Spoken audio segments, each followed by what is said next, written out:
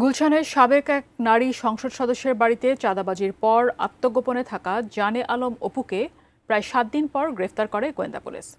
এরপরে রিমান্ডে নিলে সামনে আসতে থাকে তার নানা অপকর্মের খবর। উদ্ধার হয় চাঁদার টাকায় কেনা একটি বাইক।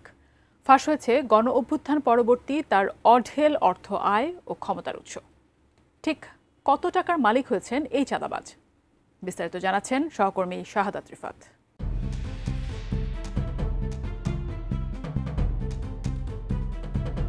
সমন্বয়ক পরিচয়ে গত ২৬ জুলাই গুলশানে চাঁদাবাজির সময় একাধিক সদস্য সহ প্রথমে হাতে নাতে গ্রেফতার হয় বৈষম্য বিরোধী ছাত্র আন্দোলনে সামনের সারিতে থাকাদের নেতৃত্বে গঠিত গণতান্ত্রিক ছাত্র সংসদের নেতা আব্দুর রাজ্জাক বিন সোলাইমান ওরফে রিয়াদ। এরপর ফাঁস হতে থাকে তার অপকর্মের নানা তথ্য। এমন অবস্থায় সংগঠন থেকেও বহিষ্কার করা হয় তাকে। রিয়াদ গ্রেফতার হলেও পুলিশের উপস্থিতি টের পেয়ে ওই দিন ঘটনাস্থল থেকে পালিয়ে যান সংগঠনটির আরেক কেন্দ্রীয় নেতা, চাঁদাবাজির মূল হোতা জানে আলম অপু। এরপর প্রায় ৭ দিন আত্মগোপনে ছিল সে। তবে শেষ রক্ষা হয়নি এই চাঁদাবাজের। তথ্য প্রযুক্তি ব্যবহার করে গত ১ আগস্ট অপুকে গ্রেফতার করে ডিএমপির গোয়েন্দা পুলিশের সদস্যরা। বর্তমানে সে ৪ দিনের রিমান্ডে রয়েছে।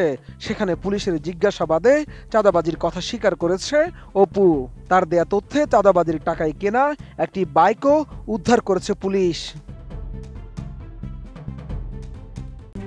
RICL TMX, যুগের পর যুগ স্থাপনা থাকে মজবুত। এদিকে জানে আলম অপুকে গ্রেফতারের পর রিয়াদের মতো তারও নানা অপকর্মের তথ্য সামনে আসছে। জানা যায় শিক্ষার্থী হলেও গণ অভ্যুত্থান পরবর্তী সময়ে চাঁদাবাজি করে অঢেল অর্থের মালিক হয়েছে অপু।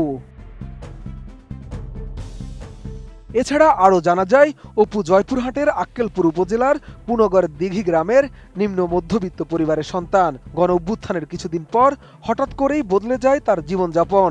দামি পোশাক, প্রাইভেট কারে চলাফেরা, প্রভাবশালী রাজনৈতিক ও পুলিশের শীর্ষ কর্মকর্তাদের সাথে ছবি তুলে আপলোড দিতেন ফেসবুকে। পুনগর গ্রামে গিয়ে জানা যায় জানে আলম অপু রাজধানীর গ্রিন ইউনিভার্সিটির আইন বিভাগের শিক্ষার্থী। অপুর বাবা আনোয়ার হোসেন দুলাল ঢাকায় একটি বেসরকারি প্রতিষ্ঠানে কাজ করতেন। প্রায় ৮ বছর আগে তিনি মারা যান। মায়ের অন্যত্র বিয়ে হয়েছে। ছোট বোন মায়ের সঙ্গে থাকেন। ফলে তার গ্রামের বাড়ি বেশিরভাগ সময় তালাবন্ধ থাকে। মানুষের দেয়া উপহার, সাহায্য সহযোগিতায় চলত তার পড়াশোনা। তবে গণ অভ্যুত্থানের কিছুদিন পর হঠাৎ করেই বদলে যায় তার জীবনযাপন।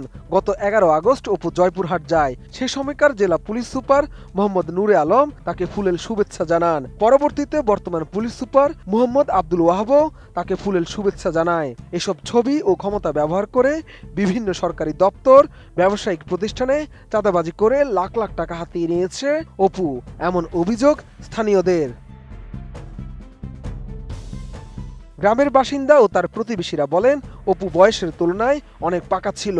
জুলাই আগস্টের পর সে নানা জায়গায় প্রভাব বিস্তার করত। হঠাৎ তার এমন কার্যকলাপে তারা অবাক হন।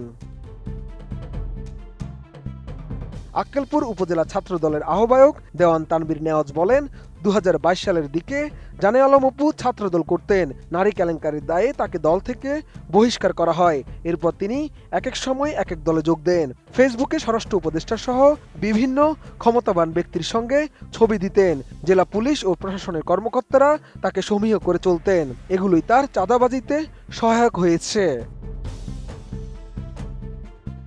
শাহাদাত রিফাত, ATN নিউজ, ঢাকা।